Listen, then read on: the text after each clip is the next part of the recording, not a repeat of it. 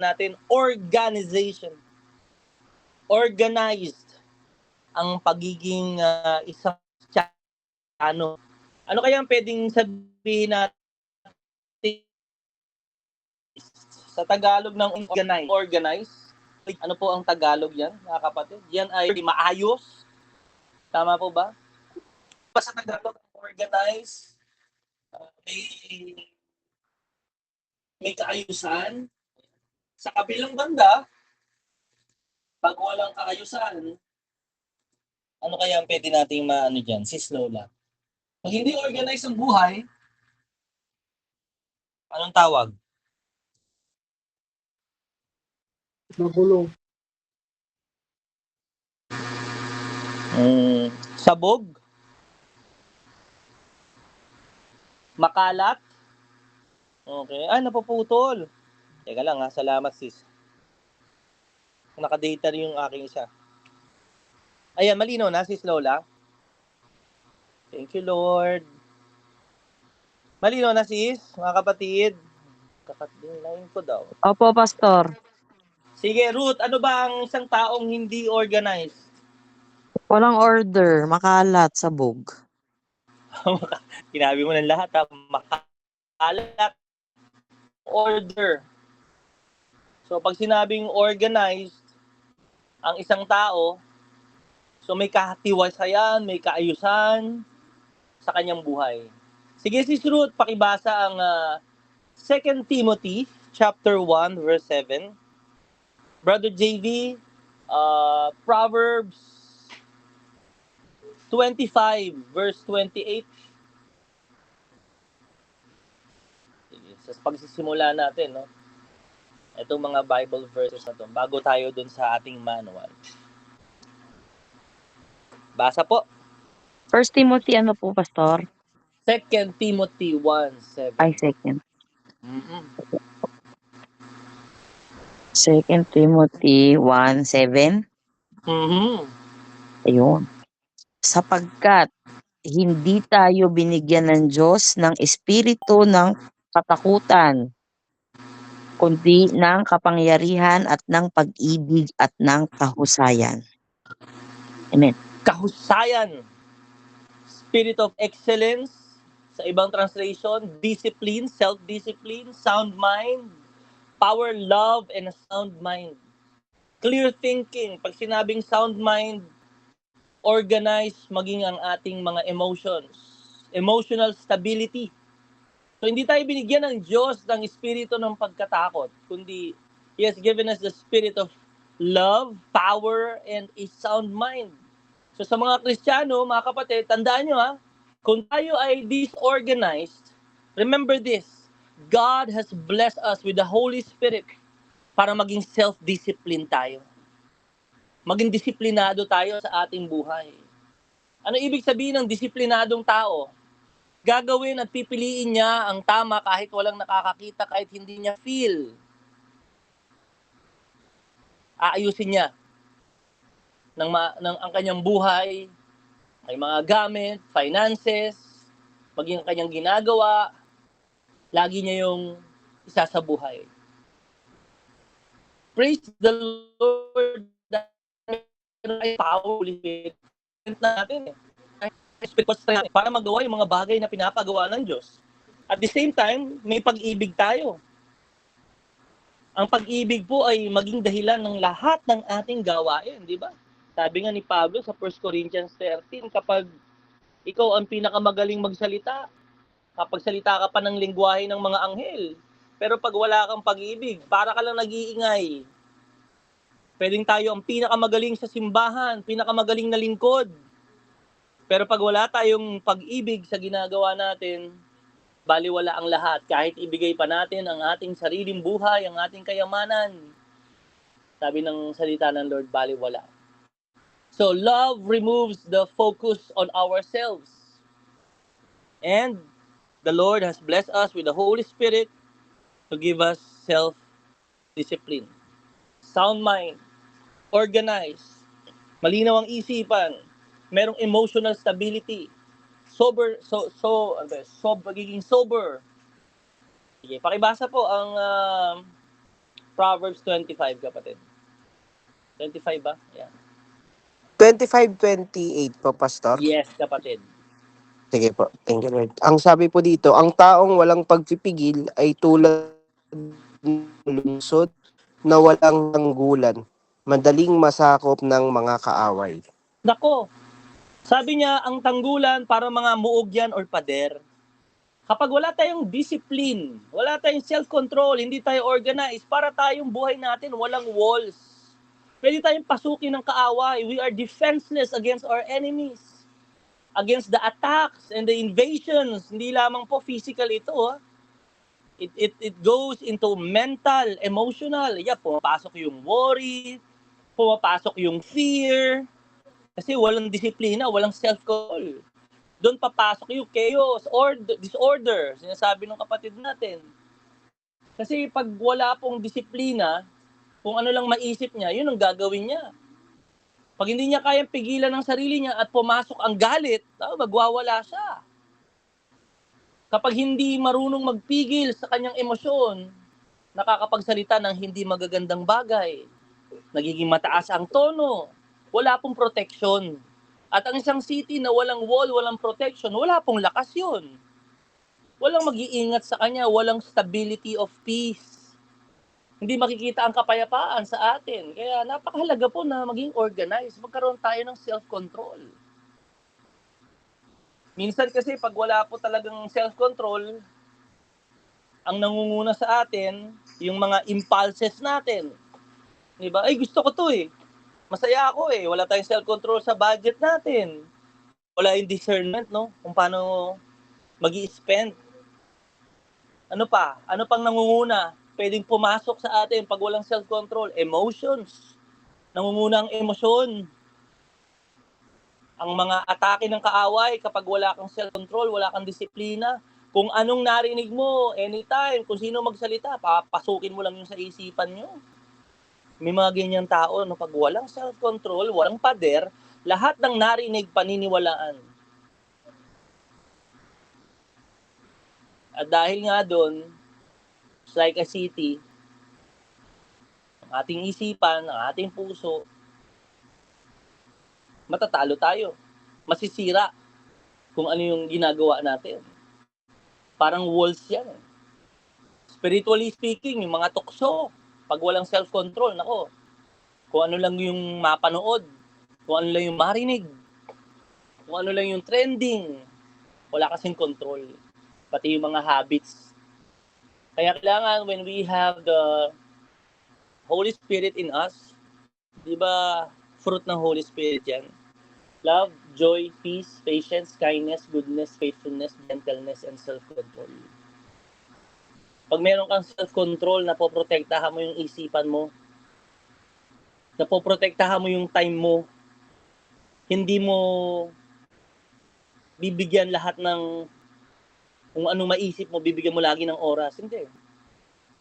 May mga tao na kumakain din ng oras mo, ng emosyon mo. Pag wala kang self-control, wala na, kinain na yung buong araw mo doon. Kaya napakahalaga po, no, sa life management, maging organized tayo. Lagay nyo dyan / magkaroon tayo ng discipline and self-control. Merong mga notable quotes na sinabi dito. Unless he manages himself effectively, no amount of ability, skill, experience, or knowledge will make an executive effective. Napakahalaga po na ma-manage, mapamahalaan natin, unang-una, ang sarili natin. Ang ating isipan, ang ating puso. Pag hindi mo kayang i-handle ang sarili mo, how can you handle the church? Pag hindi mo kayang kontrolin o disiplinahin ang sarili mo, paano mo masasabing ikay dapat magdisiplina para sa ibang tao? Pangalawang ko dyan, if we do not successfully manage ourselves, we will not be successful in managing others. Hindi natin masasaway ang mga tao na walang pagpipigil sa sarili kung tayo mismo, ganun din. Kaya alam niyo po, isang vital, important aspect sa buhay ng isang leader is kaya niyang pamahalaan ang kanyang sarili. Merong disiplina, merong self-control. Pag nawala ang fruit ng self-control, kahit ano papasok, kahit ano din lalabas. Words, emotions, worry, fear, papasok yan. Pag walang walls, yun din yung lalabas. Words, hate, anger, emotions. Kaya ang sabi ni Pablo, di ba? Anong sinabi niya? Sa kanyang pagiging para hindi ako disqualify, kailangan kong disiplinahin ang aking sarili. Sige nga, kapatid, Sister Lola, pakibasa yun eh. Nasa 1 Corinthians 9. Corinthians 9. Talon mo sa 26 to 27. Sige, kapatid, salamat. Ay, makakapagsalita ba si Sis Lola? In Jesus' name, Lord, pagalingin niyo po yung anak. Sige lang po. Sige. 1 Corinthians 9. Ano po? 26. 27. 26 to 27. Sabi po dito, kaya nga may direksyon ng aking pagtakbo. Hindi lamang ako sumusuntok sa hangin. 27.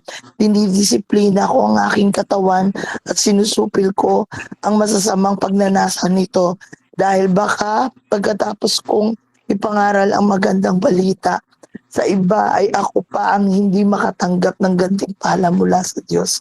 Amen. Naku, sabi rito, pag hindi ka disciplined, madidisqualify ka. Hindi naman sa eternal life, no? Kundi sa calling natin bilang leader. Hindi tayo pwedeng walang self-control as leaders. Hindi pwede kung ano yung maisip natin, sasabihin lang natin. Hindi ibig sabihin, naramdaman mo to, nagalit ka, magwawala ka doon. If we can't control our emotions, we will be disqualified, sabi ni Pablo.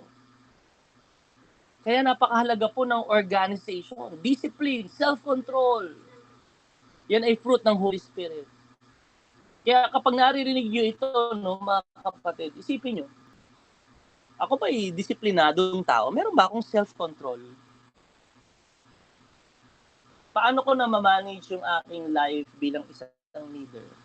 Because if I will not successfully manage myself, I will not be successful in managing others.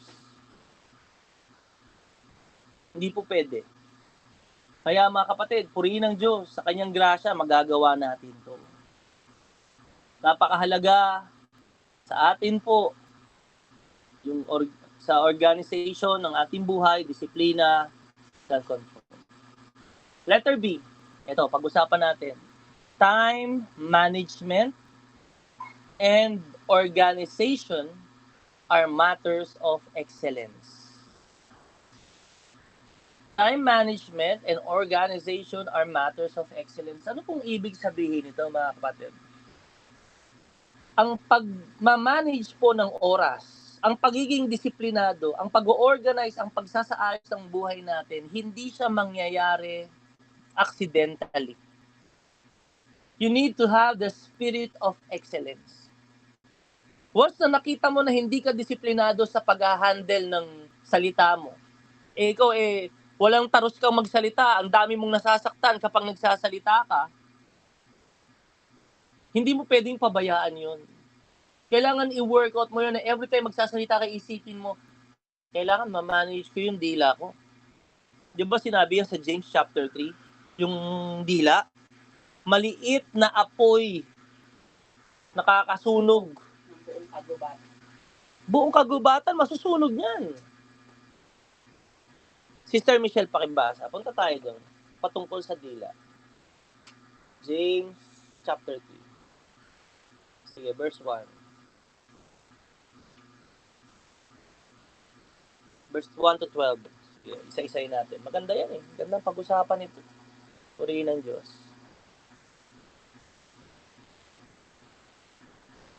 Santiago chapter 1 verse 12, Pastor.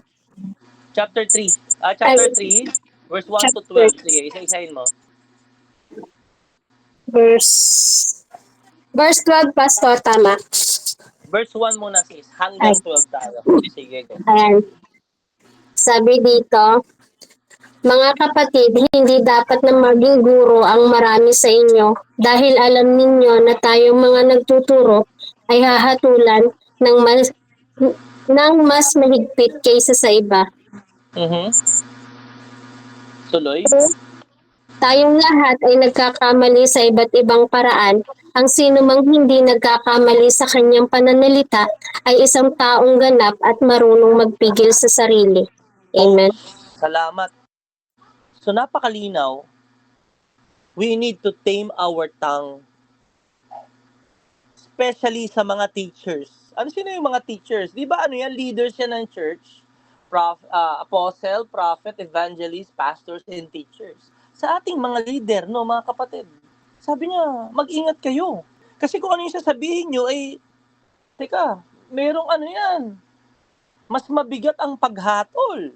Kapag lumabas sa bibig natin ang hindi magagandang salita, paniniwalaan ng mga tao, tatanggapin nila yun, hindi po pwede. Kaya sabi niya, kailangan pigilan nyo ang dila nyo. Sige, verse 3. Sabi dito, kapag nilagyan ng pakagat ang bibig ng kabayo, ito'y napapasunod natin at napapabaling saan man natin naisin. Tuloy mo lang, sis. Tingnan ninyo ang barko, kahit na ito'y napakalaki at itinutulak ng malakas na hangin, ay naiibaling saan man naisin ng piloto sa pamamagitan ng napakaliit na timon.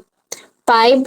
Ganyan din ang dila ng tao, maliit na bahagi lamang ng katawan, ngunit napakalaki ng nagagawang kayabangan.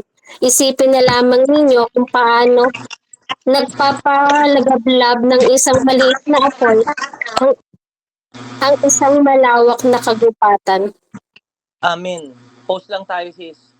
Hinalintulad niya ang dila, saan? Sa timon, yung rudder.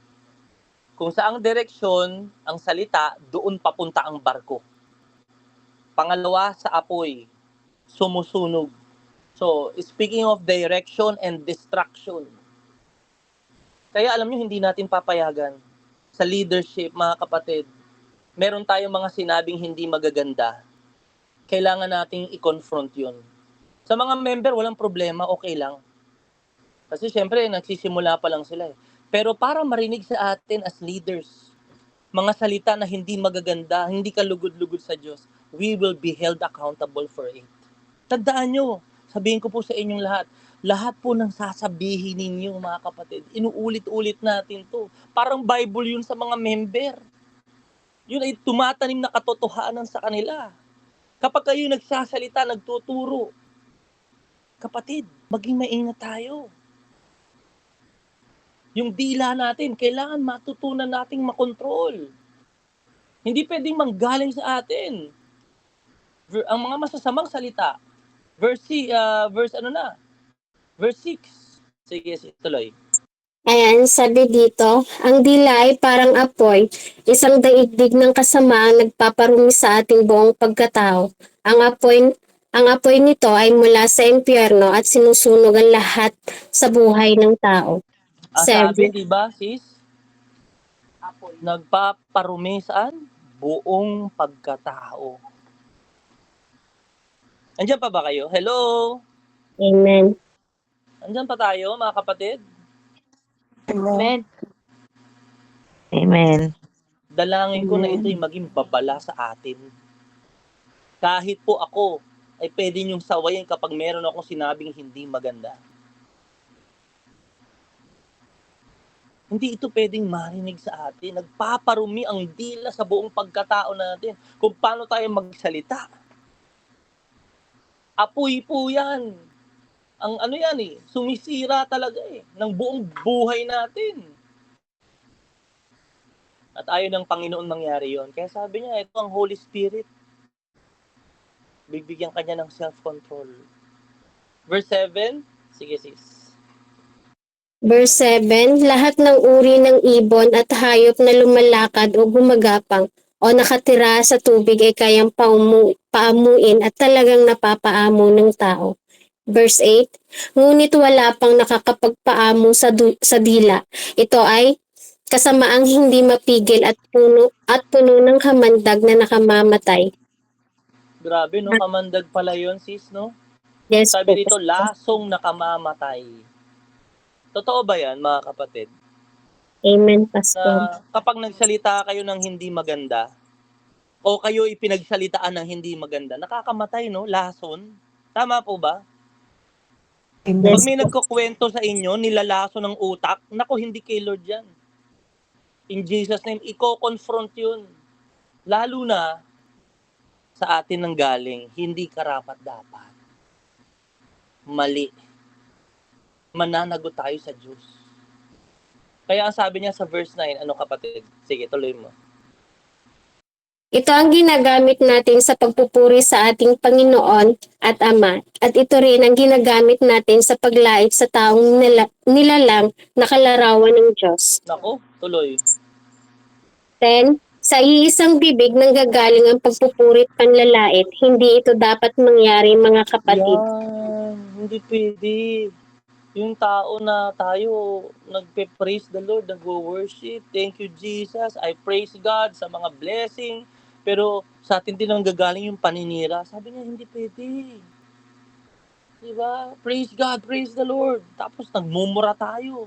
Sinusumpa natin yung kapwa natin. Hindi pwede. Kaya sabi niya, meron siyang sinabi niya sa tubig 11 to 12. Sabi, verse 11, hindi lumalabas sa iisang bukal ang tubig tabang at tubig alat. Hmm. Verse 12, mga kapatid, hinding-hindi makakapamunga ng ulibo ang puno ng igos o ang igos ang puno ng ubas at lalong hindi rin bumubukal ng tubig tabang sa bukal ng tubig alat. Amen. Hallelujah. So kung ano yung laman ng puso lalabas. Kapag hindi tayo puspos ng espiritu, anong puspos tayo? Alala? Takot? Yun yung lalabas sa bibig natin. Pag puno tayo ng galit, yun yung lalabas sa bibig natin. Pag puno tayo ng inis, ano pa? Inggit, selos, yun yung lalabas sa bibig natin. Hindi pwede kasing lumabas yung kabutihan sa bibig kapag masama ang nasa puso. Out of the abundance of the heart, the mouth speaks. Kaya napakahalaga lagi tayong magpapapuspo sa banal na espiritu. Magpapatawad agad. Huwag niyong hayaang manatili sa puso niyo yung galit, mga kapatid. Huwag niyong hayaan na marumihan ang inyong puso. Pag nadumi ang puso niyo, anong gagawin niyo agad? Organize. Discipline. Praise and worship. Basa Bible. Mag-pray ka kay Lord. Buksan mo bibig mo, magpuri ka. Tandaan niyo po yan. Nasa atin ang desisyon kung ano yung pipiliin natin. I pray that we will choose life and not death. 18:21 Proverbs, the power of the tongue is life and death, and those who enjoy it will eat its fruit. Saan po tayo dapat maging excellent? Ang ibig sabihin ng excel means to go beyond or above. To go beyond or above. Huwag tayong makontento na ganito na lang tayo sa buhay natin. Yung last year, papetiks-petiks tayo, pa-absent-absent, huwag kang papayag na ganun ngayon. Kung last year, matampuhin ka, ngayon, huwag kang papayag na matampuhin ka pa din. Kung dati, manipis na manipis ka, kapatid, you outdo to surpass, lampasan mo yun. Yun po ibig sabihin ng excellence eh. Not to maintain who we are, but to go beyond or above, to outdo. Kaya nga, praise God, no? Sa sharing, no, sa mga report, nakatanggap ako ng magandang report na yung iba sa inyo, ha, hindi ko alam kung lahat. Hindi lang 3 ang journal. Aba, ang nadadagdagan daw ang mga devotion every week. Totoo ba yan? Praise God yan, ha? Glory to God. Amen? Praise the Lord. Praise God. Hindi yung parang complacent tayo, okay na tayo. Tandaan nyo, hindi tayo nasa maintenance ministry. We must excel in our ministry. Let's go beyond or above. Let's outdo. Kung ano tayo last year, higitan pa natin ngayon. Ang tawag po doon, excellence. When someone says you outdid yourself, this is what they have in mind. Yun po yun ba? Iba ka ngayon nadagdagan mas nilampasan mo Dati ang journal mo talagang thrice a week. Oo, nakakasunod ka naman, pero nasaan ang excellence doon? You're just meeting the standard. Nasaan ang excellence? Dati, wala ka lagi sa mga ganitong gawain, pero lagi ka ng present ngayon. Praise God yan. Dati, matampuhin ka ngayon, talagang tumatatag ka. Dati, chismoso ka. Ngayon, talagang sinasawata mo na yan Let's outdo ourselves. Yun po yung excellence. In organizing our life, excellence is important. Huwag tayong papayag na parehas pa rin tayo. Hindi tayo lumalago. Tandaan niyo po mga kapatid, there is a season and time for everything. God has blessed us with today, this 2026, for us an opportunity to grow. Kaya ang goal natin, dalawa, di ba? Andiyan na yung mga events Andiyan na yan. Ang goal natin, personal growth and discipleship. Lumalago ba tayo? O paulit-ulit tayo? Tayo pa rin ba yung dati? Sabi nga nung narinig ko, gulatin mo naman kami. Yan. Ay, grabe, iba na. Ganda na ngayon Magulat naman sana yung mga kapatiran natin sa kung sino ka ngayon. Kung dating hindi ka nagsasalita, praise God nagsasalita ka na ngayon. Kung dating mahiyain ka, pero iba ka na ngayon. Diba? Let us have the spirit of excellence. Sa Greek concept ng excellence, ang ibig sabihin niyan, to exceed a fixed number or sequence. Yun nga yung sinasabi ko, kung 3 lang, ang excellence, ginagawa niyang 4, 5. Ang letter B, to be increased, dinadagdagan niya. No? Kung dati, lang siya, sakto, alas 10 dumadating, o 11, 11:30, dinadagdagan niya yung time of service niya. 11 pa lang nandiyan na. O kung dating 11, 10:30 pa lang nandiyan na. Nag-i-increase Kung dati siya yung pinakamabilis umuwi, pero yung mga servant ka ni Lord, tapos ikaw yung pinakaunang umuwi, mag-increase tayo doon. Dati, alas 1:30, umalis ka na, di ba? O gawin mo na, 2 o'clock na ako aalis. 2:30 na ako aalis. Nag-i-increase po Part po yan. Hindi po natin to pwedeng hindi ituro sapagkat gusto natin na lumago. Habang tayo buhay, gusto ng Diyos lumago tayo. God wants us to be fruitful. Letter C, to be abundantly furnished. Talaga naman nakakatuwa, no?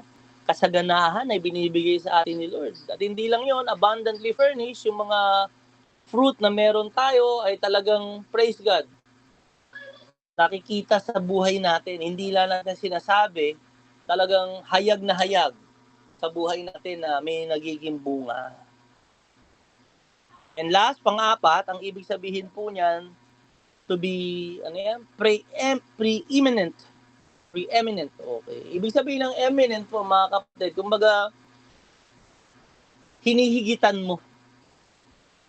Parang gumagaling ka talaga. Nagiging best.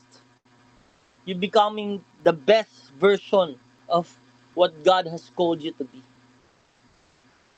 Kumbaga parang iba talaga, iba yon, ibang best yung kanyang gawa. Pag nagluto, talagang hindi mo maikakailaw. The best na pinaghandaan talaga to. Pag nagsaserve, talagang, grabe, pinaghandaan talaga nila yung kanilang service. Di ba, makikita nga lang natin yan sa love offering. Malalaman nyo kung pinaghandaan talaga kung tayo dati, pa-petiks-petiks lang, pa-relax-relax lang sa service natin, paulit-ulit lang ginagawa natin, hindi po ganun yung excellence. Pinaghahandaan, ginagawa natin yung best, nag-grow tayo.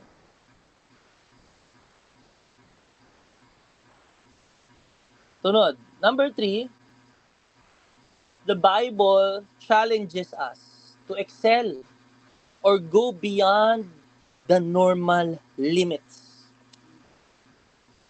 Sabi ko nga po, hindi na ikaw yung last year, 2 years, 3 years ago. Normal na yun. God wants us to previously set boundaries na parang hanggang dito na lang siguro kami. O, ganito na lang, a-attend ako, uuwi ako. Hindi po eh.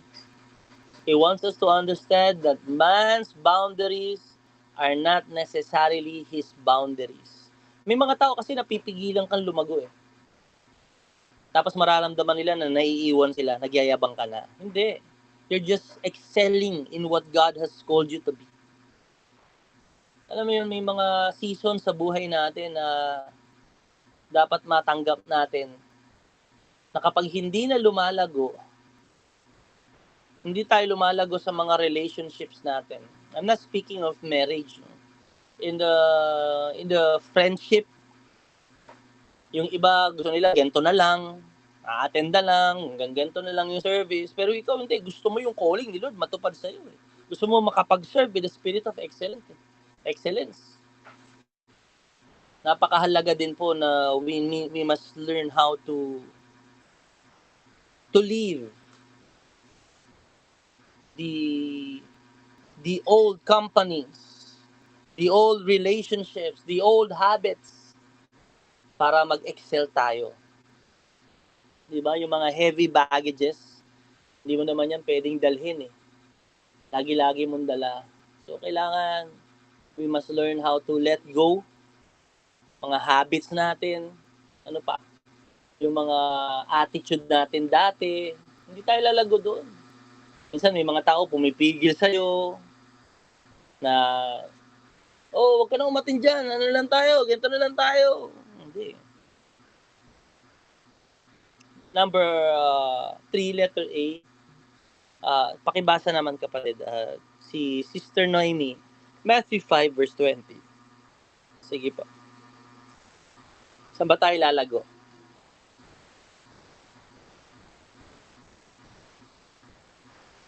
Sige sis. Matthew 5 verse 20. Sis Noems.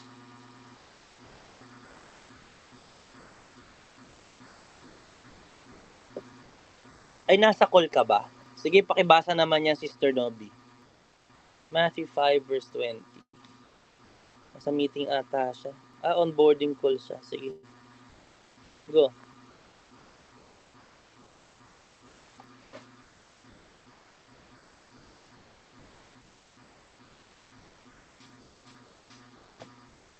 Nawala.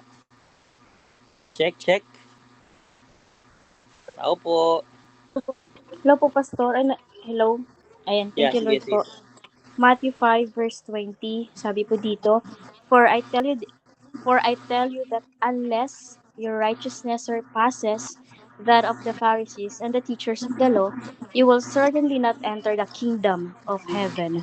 Grabe, ano ba Amen. yung sinasabi ni Jesus dyan? Matthew 5 verse 20. No?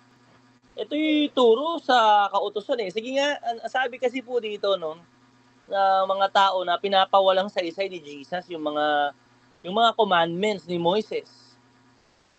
So sabi ni Lord, teka, hanggang may langit at lupa, teka, hindi mawawalan ng kabuluhan yan. Hanggang hindi yan natutupad.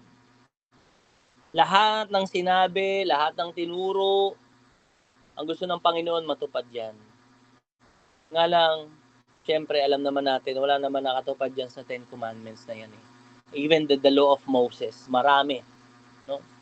Kaya ang sabi ni Lord, kaya tandaan nyo kung hindi nyo mahihigitan ang pagsunod ng mga tagapagturo ng kautusan at ng mga pariseo sa kalooban ng Diyos, hindi kayo makakapasok sa karya ng Diyos. Ano ibig sabihin? Ang mali pong pangunawa dyan, ang iniisip ng iba, pag sumunod ka sa commandments, pupunta ka ng langit, hindi. It was a figure of speech ng ating Panginoon Jesucristo. Sinasabi niya na, teka, eto mga teachers of the law, talagang napakamasunurin yan sa kalooban ng Diyos. Pero hindi pa rin nila nasusunod. At kung hihigatan mo yun, sinasabi ni Jesus, hindi mo pa rin siya masusunod. Pero hindi po yun excuse para hindi tayo sumunod sa sinasabi ng Panginoon natin.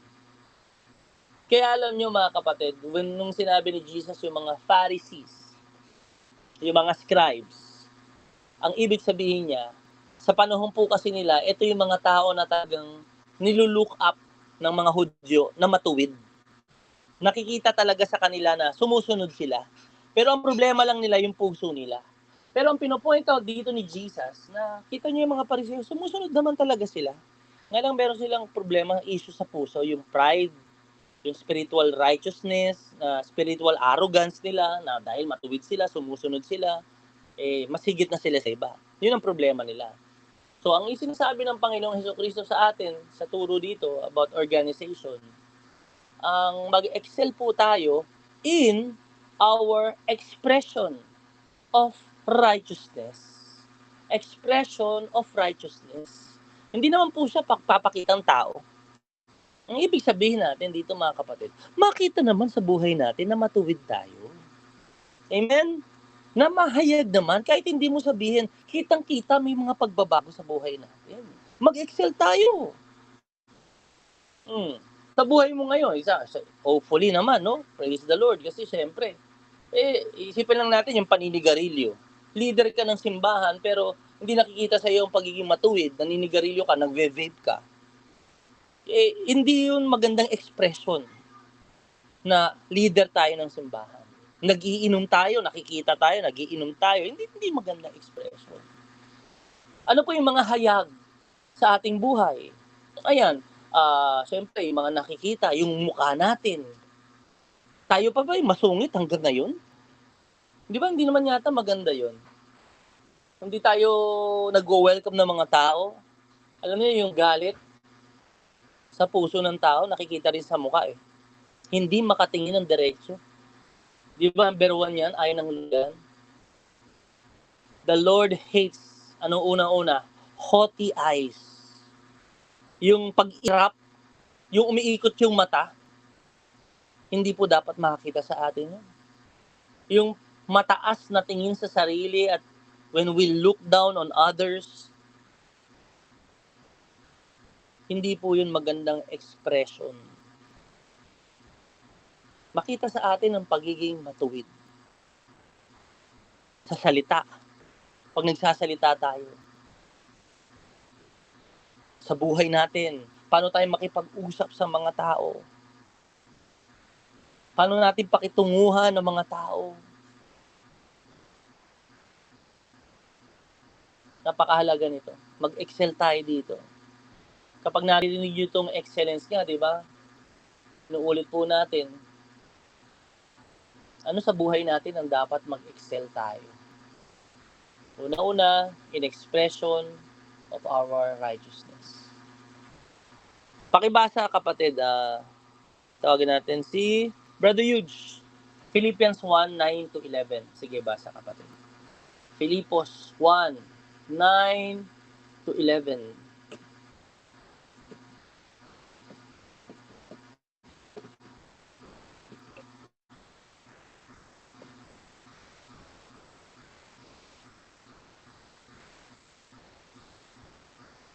Brother Huge, wala. Walang boses. Pero naka-unmute ka na.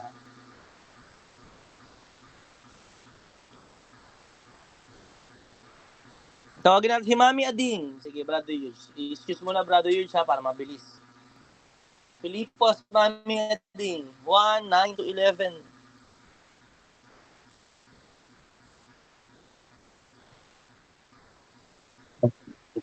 Sadali lang po. Ako. Thank you, Mi. Filipos 1. Okay lang. Ito na ako. Si Pablo at si Timoteo na mga alipin ni Kristo Jesus sa lahat ng mga banal kay Kristo Jesus na nangasa Filipos, pati ng mga opisko at ng mga diakono. Sumaininawa ang biyaya at kapayapaan mula sa Diyos na ating Ama at sa Panginoong Kristo. Mami, talo na po kayo sa verse 9. Ayan. Thank you, Lord Me. Okay, verse 9. At ito'y idinadalangin ko, na ang inyong pag-ibig ay lalo't lalo pang sumagana, nawa sa kaalaman at sa lahat ng pagkakilala. Upang inyong kilalanin ang mga bagay na magagaling, upang kayo'y maging tapat at walang kapintasan hanggang sa kaarawan ni Kristo. 11.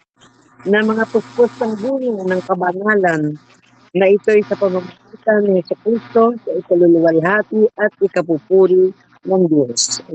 Yan. Ano yung pinagpe-pray niya, mami? Na sumagana tayo saan? Sa verse 9. Saan daw tayo sumagana? Saan daw tayo maging mabunga, lumago? Sa pag-ibig at kaalaman.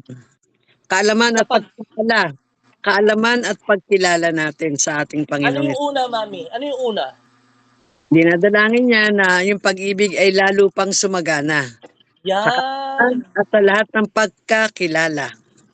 Yan. Pero ang pinakapuno nito, yung iba kasi pagkakilala agad di ba? Pero sinabi niya, ang una dapat malaman ninyo na saan kayo dapat lumago. Saan po? Pag-ibig. Sa pag-ibig. Hindi lamang sa pamumuhay ng may katuwiran, matuwid na pamumuhay. Nakikita ng tao, mabuti tayo. Pag nagsasalita tayo, nagiging maayos tayo kausap. Pangalawa, letter B, in our demonstration of love. In our demonstration of love to one another. Pagmamahal, pag-ibig sa bawat isa. Sabi ko nga po, mga kapatid, sabi rin ng Panginoon yan eh. They will know that you are my true disciples if, dugtungan nyo, if you love one another. You love one another. John chapter 13, 35. They will know you are my disciple if you have love one another. Yung totoo na mga sumusunod kay Jesus, we must grow in love. Be excellent in love. Napakaganda nitong pag-usapan. Tayo po ba may mga kinaiinisan pa sa simbahan? Hindi po tama yun. Mali tayo dun. Hindi pa ba tayo nagpapatawad hanggang ngayon? Wala tayo sa kalooban ng Diyos. Tayo ba may mga inggit at selo sa puso natin? Wala tayo sa Espiritu ng Panginoon. Hindi ganyan ang nais ng Diyos. Let's demonstrate our love for one another. Kahit di tayo pinapansin, batiin mo pa rin. May mga ganun tao eh. Galit pa rin sa'yo hanggang ngayon, pero ang maganda, ikaw hindi ka galit sa kanya. Amen ba? Meron mga tao na dahil na hindi ka napapatawad, pero maganda, humingi ka ng tawad. Demonstrate your love for one another. Hindi pwedeng cold treatment. Lalo na sa leadership. Hindi po pwedeng cold treatment. Hindi pwedeng hindi namamansin dahil may issue sa puso. Wala tayo sa kalooban ng Diyos kung nagkaganon. Tayo nga po dapat ang pinagsisimulan ng pag-ibig. Pero kung tayo pinagsisimulan ng kaaway, talo, kampi-kampi, inggitan, awayan, hindi tama. Hindi tayo nagiging organized. Hindi tayo nagiging disciplined and self-control. Disiplina rin po yan eh. Disiplina na babalik at babalik yung hurt. Babalik at babalik yung pain kapag lagi mo iniisip. Tama po? Pero pag hindi mo na iniisip yung ginagawa niya, iniisip mo, Lord, mamahalin ko siya. Love is not emotion. It's a decision. Ganon din yung forgiveness. It's not based on our emotion, feelings. It's based on a decision. Lord, papatawarin ko na to. Pag sinabi ko pinatawad ko siya, hindi ko na aalalahanin yung mga ginawa niya. Buburahin ko na yun sa isipan ko. Kung bumalik man, kakalimutan ko, change the channel, change the topic. That's how we forgive. That's how we love one another. Yun mga kapatid. Let's grow in our love. Dalangin ko, wala na tayong mga issue pa dyan, mga kapatid. Lalo na sa leadership group. Sabi nga ni Pablo, dinidisiplina niya yung sarili niya, ayaw niyang ma-disqualify. Di ba isa yun sa pinag-usapan natin na makakasira sa unity ng church? Ano po yun? Unresolved grudges. Unresolved grudges. Hanggang ngayon, hindi ka pa nagpapatawad. Ibig sabihin, hindi ka pa ready for leadership. Hanggang ngayon, may inggit ka pa rin, yan pa rin ang nangunguna sa'yo, hindi pa tayo ready. Why? Kasi hindi tayo pinangungunahan ng Espiritu. Ang pinangunguna natin sa puso natin, galit, offense. Di ba sinabi naman ni Jesus yan, Luke 17:1? In this world, you will experience offense. Na-experience po natin yan. Pero ang sabi niya, when you forgive 70 times 7, ano yun? Forgive completely. Forgive every day. Forgive repeatedly. Di ba sinabi niya, tinanong sa kanya, Lord, paano pag inulit-ulit? Patawarin mo pa rin. Hindi naman natin ini-invalidate ang ating mga hurts and emotions. Nasasaktan tayo. Kahit po ako nasasaktan. Naririnig mga salita, nasasaktan din. Tao tayo eh. Pero dinidisiplina ko yung puso at isipan ko na hindi na ako mag-dwell dun sa sakit na yun. Ginagawa natin, hinahumble natin ang sarili natin. Lord, sino ba naman ako? Wala naman talaga ako mapagmamalaki. Grasya mo lang kung sino ako ngayon. Hindi ko sinasabi, pastor ako dapat nirespeto ako. Hindi na ganun eh. Papatawarin mo na lang. Hindi mo na lang hahayaan na pumasok sa puso, sa isipan mo yung galit sa tao na yun. Kasi why? You will be driven by anger, by hurt. Hindi ka makakaharap. Pero awa ng Diyos, dahil napatawad mo silang lahat, kaya mo silang kausapin harap-harapan. Kaya mo silang batiin, ikaw unang babate. Kaya mo silang kausapin. Bigay mo yung pagmamahal mo sa kanila. Genuinely, kahit iniisip niya, pinaplastic siya, okay lang yun. Ang importante, malinis yung puso mo. You grow in love. Excellence. Higita naman natin. Dalangin ko, hindi na tayo maging matampuhin, no, mga kapatid. Sa leaders, hindi pwedeng matampuhin. Hindi pwedeng matampuhin, mga kapatid. Merong binigay na word sa amin, alam niyo yung Philippians 4:13? Tita Ami, alam niyo yan. Tita Ami, Philippians 4:13. Ano pong sabi doon? I can do all. Hindi ba si Tita Ami?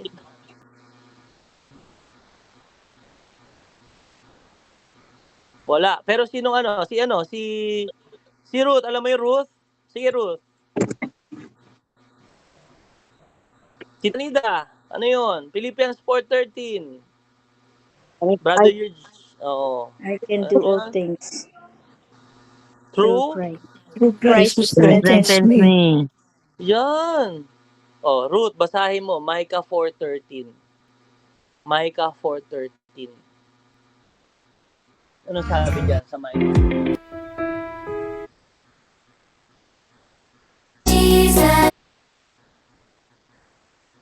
Kita ba, Pastor? Ayan. Old Testament. Si Prophet Micah.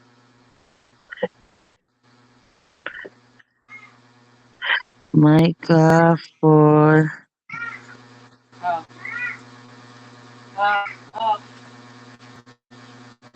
Yun. 4:13, Pastor.